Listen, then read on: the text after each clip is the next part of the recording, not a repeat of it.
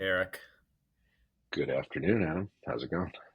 good. Wanted to talk today about crypto treasury companies. First major crypto treasury company is Michael Saylor's Strategy, formerly Yep. MicroStrategy, which basically was some sort of tech company that then he became a Bitcoin maximalist and kept buying Bitcoin. Now they have like 3% of all Bitcoins that are ever going to be produced or something, and they keep buying billions more of Bitcoin, and the stock price keeps going up. And so now other companies are doing the same for other cryptos. I mean, there's like a Canadian vape company that's now buying a ton of Ethereum. There are companies hmm buying a ton of Solana or even more obscure uh, crypto tokens. What are your thoughts on that? Why are these interesting? Why don't we start there? Like, why is this a play at all? Yeah, I mean, just to explain what they are, they're essentially just holding companies for this asset, and they're publicly traded, and now often being publicly traded way above the value of the crypto that they're holding. And so it's almost an arbitrage opportunity where Sailor is taking out this debt to buy Bitcoin. The Bitcoin goes up, but it doesn't even need to go up that much. But the value of the company goes up way more than the value of Bitcoin because I guess it's just a speculative thing. I'm not sure how sustainable that is. These premiums, as like Yeah.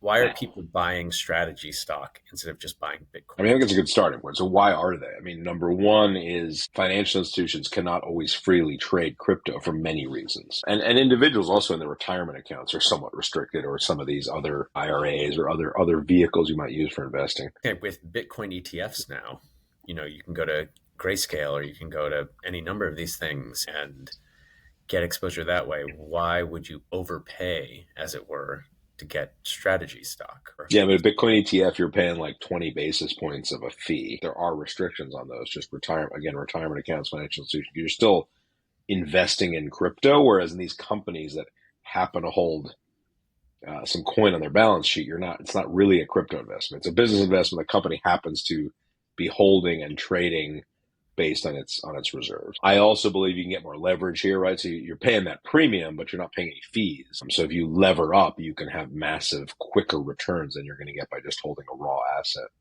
You've also got the staking coming, and the SEC commented yesterday on liquid staking. So you can hold things in vehicles like this, and they can stake it, which is not that easy to do on your own.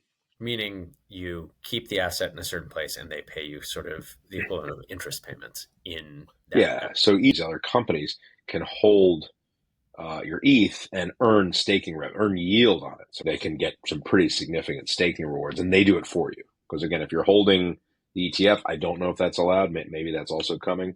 If you hold the coin directly, you can stake, but then you have to figure out the wild west of how to get that done. So, what are the advantages and disadvantages for investors here? Again, I think this is just more leveraged access to the casino aspect of the technology, which is sort of my least favorite aspect of it, but one that seems to increasingly just be gaining in attention and following, and sort of being normalized in a large degree. So I think it's really just more high octane for your dollar. You also have, of course, longer way to fall when things turn, which they inevitably do. We've seen the movie before about heavy leverage in the crypto ecosystem, right? We saw what happened in 2022. We saw Three Arrows blow up, which was just a ton of credit.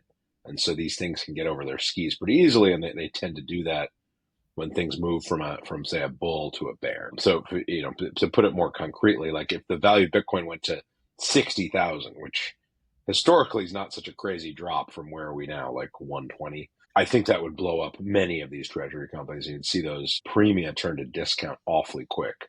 You probably would not be able to get out, in time if it was happening I mean, if you in a want to few look days. historically, even from 115, there have been many 70 to 80% drops, right? And perhaps Yep. those days are over now that it's become a much more mature asset class. But I would suspect that even going down to 80 or 90 again would be pretty troublesome for a lot of these companies. And so is this something that only works when the market is going up and to the right? Is this something that you would recommend investors pursue or stay away from? I'm not sure that I see the sense in investing in these companies rather than just putting it into your Coinbase account. Theoretically, if you get into And you have to look at these balance sheets because they're fairly complex operations they're doing that, from what I understand, are more dilutive to the new than the old shareholder. So the later you get in, the more exposed you are. But I do believe that if Bitcoin's going to double, right, the premium in the Treasury company might outpace what you're going to see as a direct holder.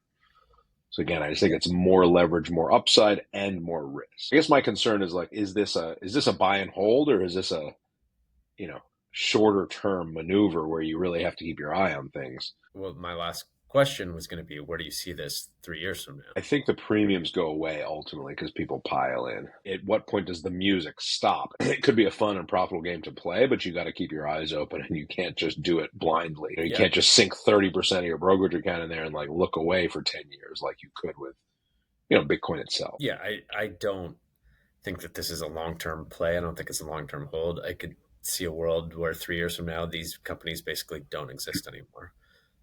As crypto becomes more accessible, as these CC continues to sort of have these pro crypto regulations, I mean, I assume that we're headed in the path where it's going to be much easier for people to hold their crypto assets, get staking, get yield without having to go through this middleman of a treasury company. Maybe. I mean, I think that people always want to turn up the leverage, turn up the volume. I just wonder whether the premium that you can earn gets diluted by so many entrants. I mean, they're really a new one of these every week, and so at some point that arbitrage goes away. I agree. The feeling of like this is always going to go up is they've said that every time. Every bull market has thought that, and every bull market has been wrong. So the question is, what is going to be the turnaround, and how painful is it going to be? So it should be interesting. Well, thanks for chatting through this. Definitely, let's keep our eyes on it.